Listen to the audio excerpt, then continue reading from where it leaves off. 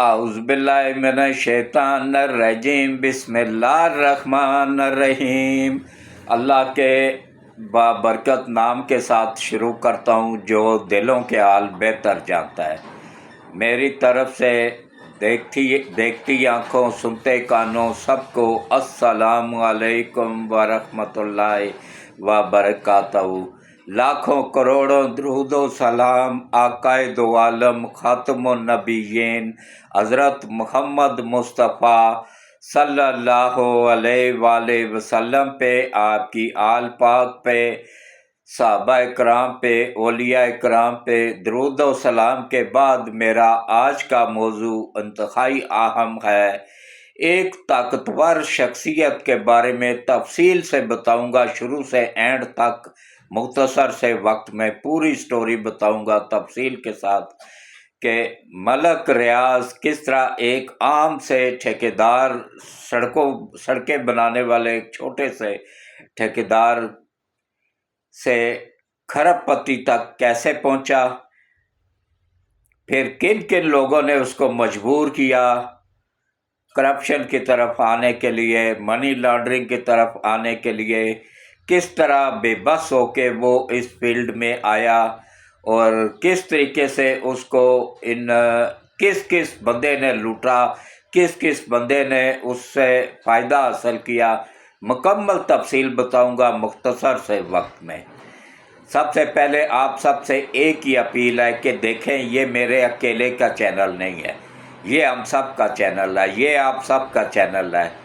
کوشش کیا کریں ویڈیوز کو پوری دیکھا کریں، اسکپ نہ کیا کریں، اور کامنٹس بھی ضرور کیا کریں، چاہے اچھے ہوں چاہے برے ہوں، سے پتہ چلتا ہے کہ کون کون سی خامیاں ہیں۔ آج کل تو 2 دن ہوئے ہوتے ہیں تو مائک لے کے نکل جاتے ہیں بازار میں، کون ہے جی؟ ہم صحافی ہیں جی۔ یہ بہت بڑا سمندر ہے۔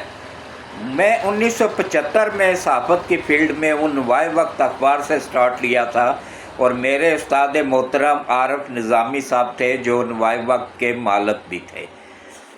1975 سے لے کے آج 2025 50 سال، آدھی صدی ہو گئی ہے مجھے اس فیلڈ میں، لیکن ابھی بھی میں سیکھ رہا ہوں۔ ابھی بھی میں یہ نہیں کہہ سکتا ہوں کہ میں مکمل صحافی بن گیا ہوں، ابھی بھی میں سیکھ رہا ہوں۔ تو آج کا ویڈیوز کو پوری دیکھا کریں، اسکپ نہ کیا کریں، اور گروپوں میں شیئر بھی کر دیا کریں، اور کامنٹس لازمی کیا کریں، اور اس کے بعد پھر لائک بھی کر دیا کریں، اور سب چینل کو سبسکرائب لازمی کیا کریں، اور گھنٹی کے بٹن کو آل پہ پش کر دیا کریں۔ اس میں ایک طریقہ ہے، اس کے مطابق کریں گے تو ٹھیک، ورنہ آپ کو کمپیوٹر ڈیلیٹ کر دے گا، کیونکہ ان کے پاس سپر کمپیوٹر ہے فیس بک والوں کے پاس۔ اس کا طریقہ یہ ہے کہ پہلے 2-3 منٹ ویڈیو دیکھی جائے، اس کے بعد لائک کیا جائے، کامنٹس کیا جائے، اور پھر چینل کو سبسکرائب کیا جائے، پھر گھنٹی کے بٹن کو آل پہ پش کر دیا جائے، تاکہ ہر آنے والی ویڈیوز کا نوٹیفیکیشن بر وقت آپ لوگوں کو ملتا رہے۔ اب آپ آ جائیں جناب اصل موضوع کی طرف۔ ملک ریاض کمرشل سیٹلائٹ ٹاؤن راولپنڈی میں 3 کمروں کے گھر میں رہتا تھا۔ ایک مرتبہ اس غربت اتنی تھی کہ گھر میں کھانے کے لالے پڑے ہوئے ہوتے تھے۔ ایک مرتبہ اس کی بڑی بیٹی جو کہ بشرا بی بی کو ہیرے کی انگوٹھیاں دے رہی تھی، وہ بیمار ہو گئی، وہ چھوٹی تھی اس وقت 3-4 سال کی۔ تو یہ اس کو لے کے اسپتال گیا، اس کے پاس کرائے کے ٹیکسی کا کرایہ دینے کے بھی پیسے نہیں تھے۔ اس نے کیا کیا، گھر سے پانی والا کولر اٹھا کے اس کو بیچ کے، تو وہ جو پیسے ملے اس سے کرایہ کر کے تو بیٹی کو ہولی فیملی اسپتال پہنچایا، وہاں پہ اس کا علاج ہوا۔ تو یہ ضیاء الحق کی مہربانی تھی جو اس کو اس نے روڈ کے 2-3 ٹھیکے دے دیے کنٹونمنٹ بورڈ کے، جو کہ سرے سے مطلب وہ روڈ کا وجود ہی کاغذوں میں تھا، بنے ہی نہیں تھے، پیسے کلیئر کر دیے گئے۔ پھر اس کو اندر تک پتہ چل گیا کہ کس طریقے سے ہوتا ہے۔ پھر دن رات اس نے اتنی ترقی کی، اتنی ترقی کی، فیس ये गुलरेज में जो फेज़ 3 है, फेज़ 1 है, फेज़ 2 है, फेज़ 3 है। फेज़ 3 में स्टार्ट लिया, फिर जो लोग इसके साथ जुड़ गए दिनों में देखते ही काम पायदार किया, इसने काम ईमानदारी के साथ किया।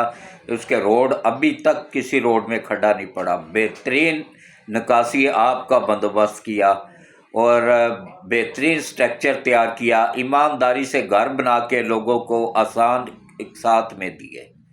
स्टार्टिंग में तो लोग डरते थे, बाद में एक नाम पैदा हो गया, नाम बन गया, फिर देखते ही देखते इसका शुमार खरबपति लोगों में होने लगा। जब खरबपति लोगों में होने लगा शुमार, तो इसको बड़े लोगों ने तंग करना शुरू कर दिया। उसमें जर्नैल नंबर 1 पे थे, जज नंबर 2 पे थे, सियासतदान नंबर 3 पे थे और सहाफ़ी नंबर 4 पे थे।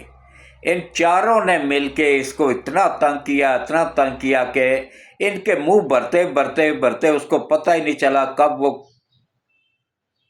इस दलदल में दस्ता गया, जिसमें करप्शन है, लूट मार है, मनी लॉन्ड्रिंग है, कब्जे हैं ज़मीनों पे, गरीब लोगों की ज़मीनों पे।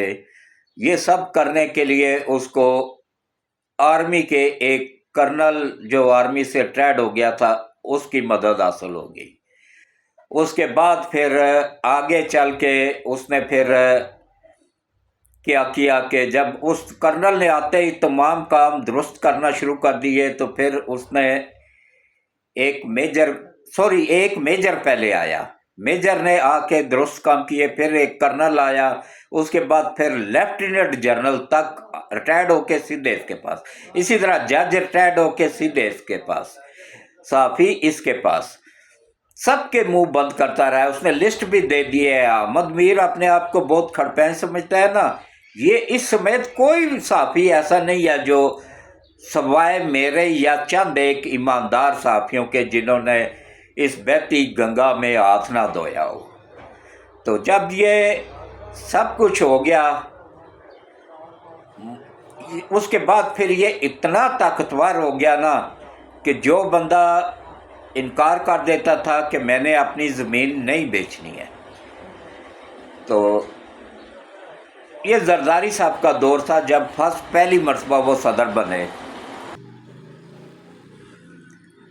तो उस दौरान जो बंदा इनकार कर देता अपनी ज़मीन देने से, तो ये उसको सदर हाउस में बुलाता था और बाकायदगी के साथ सदर की कुर्सी पे बैठा हुआ उसको अतला ये दी जाती थी कि सदर आसफ जरदारी साहब आपसे मिलना चाहते हैं। वो बंदा बड़ा खुश हो जाता कि भाई मेरा तो मलक रियाज ने कब्जा किया हुआ है, मैं तो आसान हो जाएगा। जब आगे जाके मिलने के लिए जाता तो आगे सदर की कुर्सी पे बैठे हुए मिलते मलक रियाज साहब, जो उसके आगे फाइल रख देते थे, इस पे दस्तखत करोगे तो यहाँ से बाहर जाओगे, नहीं तो यहाँ से सीधे ऊपर जाओगे। फिर वो डर के दस्तखत कर देता था, जान हर बंदे को प्यारी होती है। तो इस तरीके से फिर आस्ता आस्ता सिलसिला बढ़ता गया। जरदारी ने फिर उधर कराची में जो 2 बैरियाटोन बने हैं उनमें भी काफ़ी ज़्यादा इसका साथ दिया, बाकायदगी के साथ इसके साथ पार्टनर रहा है, बाकायदगी के साथ नोट लेता रहा है। उसके बाद हुकूमत आ गई जनाब ईमानदार यूथड़ों के ईमानदार लीडर इमरान खान की। इमरान खान के दौर में वो करप्शन के रिकॉर्ड टूटे कि यहाँ से कराची के गरीब आरियों की 500 मिलियन पौंड गैर कानूनी तरीके से।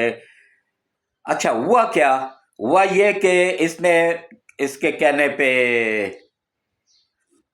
इमरान खान के कहने पे वहाँ की अदालत में केस कर दिया। सारा खर्चा मलक रियाज ने किया नवाज शरीफ के खिलाफ, और इसके बेटे ने वहाँ जाके केस किया। तो जब केस हुआ तो वो तो क्लियर हो गए, क्योंकि उनके हाथ साफ थे। वहाँ की अदालतें तो इंसाफ करती हैं, इंसाफ बेचती नहीं है। फिर इसके खिलाफ, अली रियाज के खिलाफ तहकीकात शुरू हो गई और शहजाद अकबर के खिलाफ। तो जनाब फिर क्या हुआ कि अली रियाज की करप्शन के 500 पाउंड 500 پاؤنڈ پکڑے گے.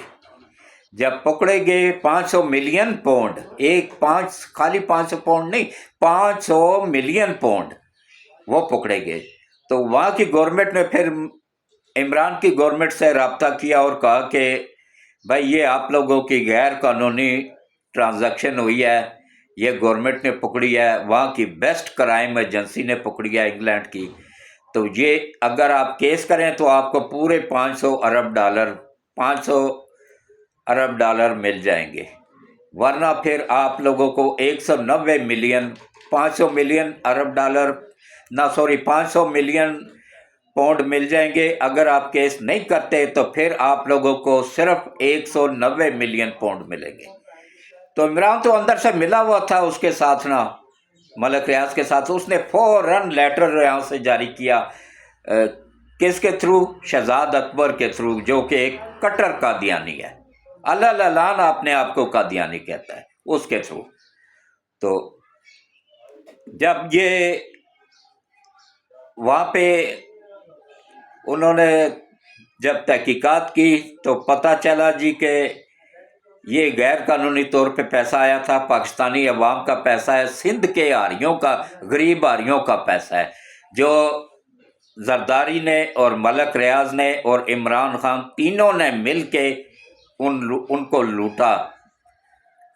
تو انہوں نے یہ پیسہ واپس گورنمنٹ آف پاکستان کو کر دیا. اب چاہیے تو تھا یہ پیسہ خزانے میں جاتا، لیکن خزانے میں جانے کے بجائے عمران خان نے ڈیل کی ملک ریاض کے ساتھ شہزاد اکبر کے ذریعے، کیونکہ وزیر اعظم خود تو نہیں کرتا، وہ آگے کو چمچہ کٹتا رکھ دیتا ہے، وہ کرتا ہے. تو یہ شہزاد اکبر نے ڈیل کی کہ تب 500 کنال لی جناب بشرا بی بی نے زمین، 700 کنال لی عمران خان نے زمین، اور اس کے بعد القادر یونیورسٹی بنوائی، سڑکیں بنوائی، اور اس کا یونیورسٹی کا چلانے کا خرچہ، سٹاف کی تنخواہیں، سب کچھ ملک ریاض کے ذمہ لگا. تو وہ بھی بیچارہ کیا کرتا، کہاں سے لاتا؟ اس نے پھر کرپشن ہی کرنی تھی نا، قبضے ہی کرنے تھے. جب اس کو بے بس کر دیا جائے گا تو اس نے اور کیا کرنا ہے؟ تو اس طریقے سے پھر اس نے یہ کیا.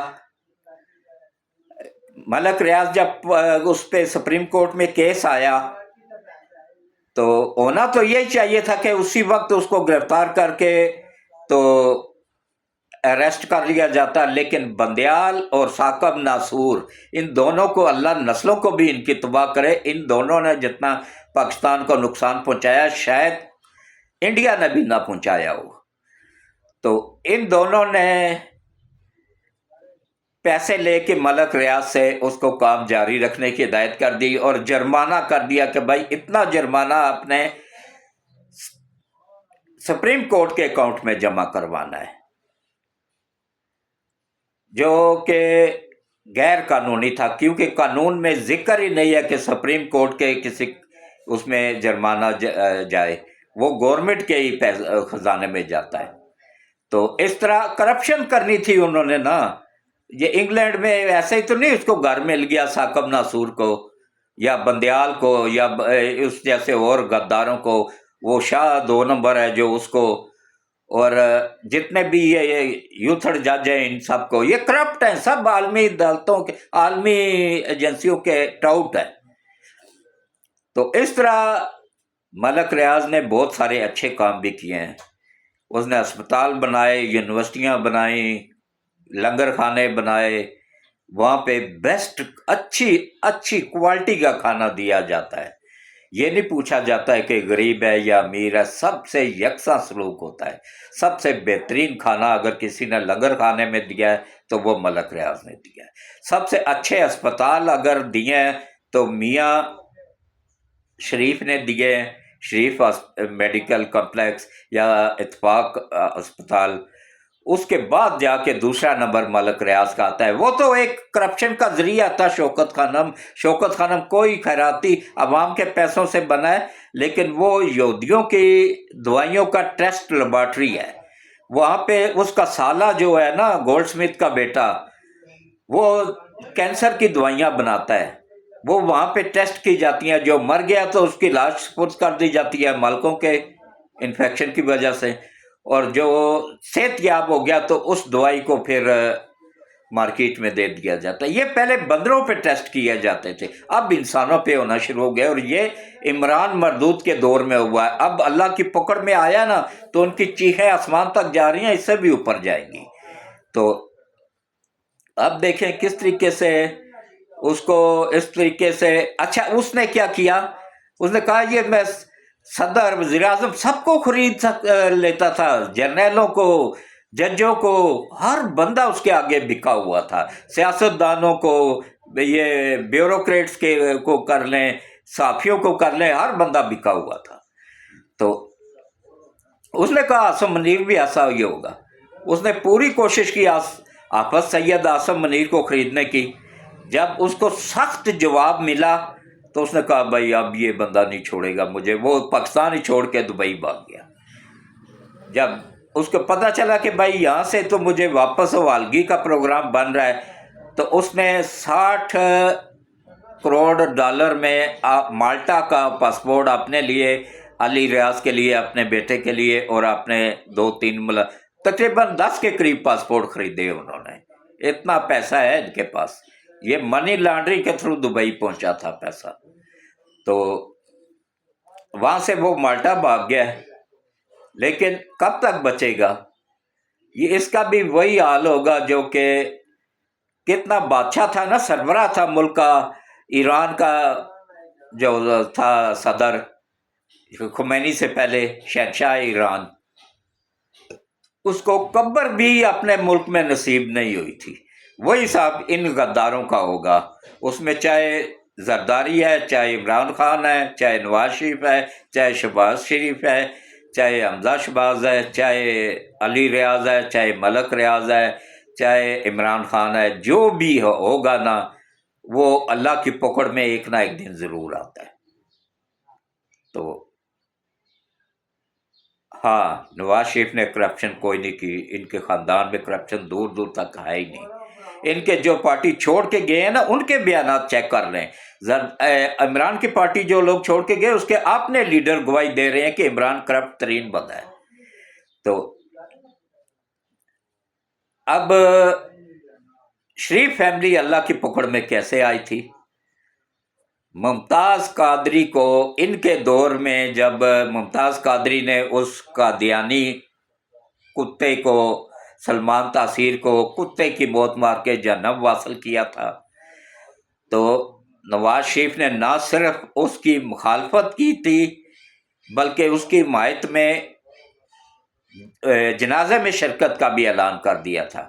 بعد میں پھر لوگوں نے بڑی مشکلوں سے روکا تھا اس کو، وہ اتنی سی بات پہ اللہ کی پکڑ میں آ گیا تھا۔ اچھے نیک لوگ جلدی آ جاتے ہیں اللہ کی پکڑ میں۔ تو اس کے ساتھ ہی میں اجازت چاہوں گا کہ اس دعا کے ساتھ کہ اللہ ہم سب کو نیک کام کرنے اور نیکی کی طرف آنے کی ہدایت دے، اور یہ عارضی زندگی ہے، یہاں پہ عارضی زندگی کے طور پہ رہنے کی توفیق دے، اور آخرت کی تیاری جہاں پوری زندگی رہنا ہے وہاں کی تیاری کرنے کی توفیق دے۔ اللہ حافظ۔